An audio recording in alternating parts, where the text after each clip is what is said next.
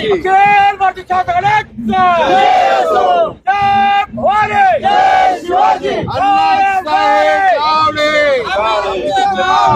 Annasaheb Jawale,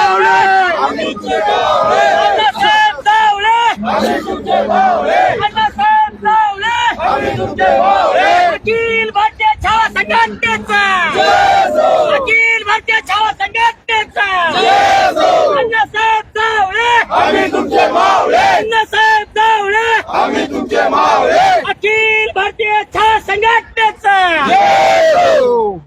sir, आज विधान भवनापुढे तुमचं आंदोलन आहे, काय तुमच्या बाबतीत? अरबी समुद्रामध्ये छत्रपती शिवाजी महाराजांचं स्मारक झालं पाहिजे यासाठी अखिल भारतीय छावा संघटना अनेक दिवसापासून लढा चालू आहे.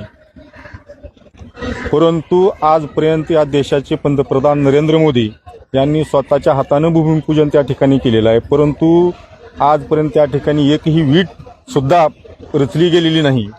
म्हणून सरकार फक्त केवळ ही सत्ताधारी असो आणि विरोधक असो केवळ मतापुरता छत्रपती शिवाजी महाराजांचा वापर करत आहेत आणि छत्रपती शिवाजी महाराजांना पुन्हा नंतर एकदा सत्तेवर आल्यानंतर विसरून गेलेले आहेत. म्हणून सरकारला जागं करण्यासाठी आज या ठिकाणी आम्ही जागरण गोंधळ हे आंदोलन या ठिकाणी ठेवलेलं आहे.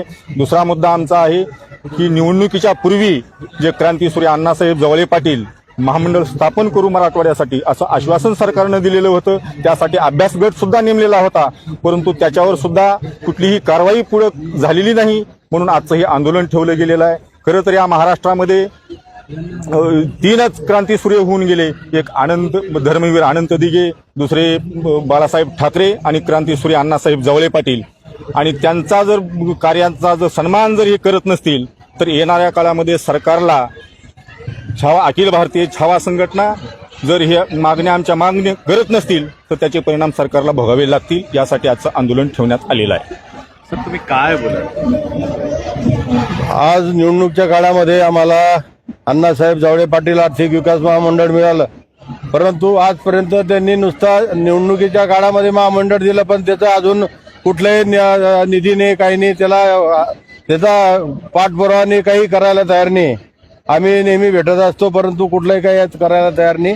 आणि आज मराठवाड्याला महामंडळ दिलंय अण्णासाहेब जवळे पाटील. आज आमच्या महाराष्ट्रामध्ये, आज पश्चिम महाराष्ट्रामध्ये आमची मुली आज मुलं आहे, त्यांना त्या महामंडळाच्या म्हणजे व्याज सोडून आणि मुद्दल भरावी लागणार आहे एवढं त्यांनी द्यावं. आणि त्यामुळे आमचा शेतकरी असेल, शेतकऱ्याला सुद्धा आम्ही मराठा समाजाच्या शेतकऱ्याला सुद्धा आम्ही त्या मंडळाच्या वतीनं आम्ही तिथे त्यांना कर्ज देऊ. आणि त्यामुळे शेतकरी सुद्धा उठून उभा राहील, विद्यार्थी सुद्धा उठून उभा राहील आणि महिला सुद्धा आमच्या भगिनी, आमच्या विद्यार्थिनी ज्या आहेत त्या सुद्धा शिक्षणामध्ये शिक्षण घेतील आणि कुठे काहीतरी धंदा करतील. यासाठी ते महामंडळ लवकरात हे करून आणि महामंडळ आम्हाला लवकरात लवकर दिलं पाहिजे, हे आमची मागणी आहे. त्याचबरोबर ज्या साहेबांनी सांगितलं की महाराष्ट्रामध्ये मोदी साहेबांच्या हाताने त्या पुतळ्याचं उद्घाटन झालं छत्रपती शिवाजी महाराजांच्या, तरी सुद्धा अजून त्याची एक वीट रचली गेली नाही.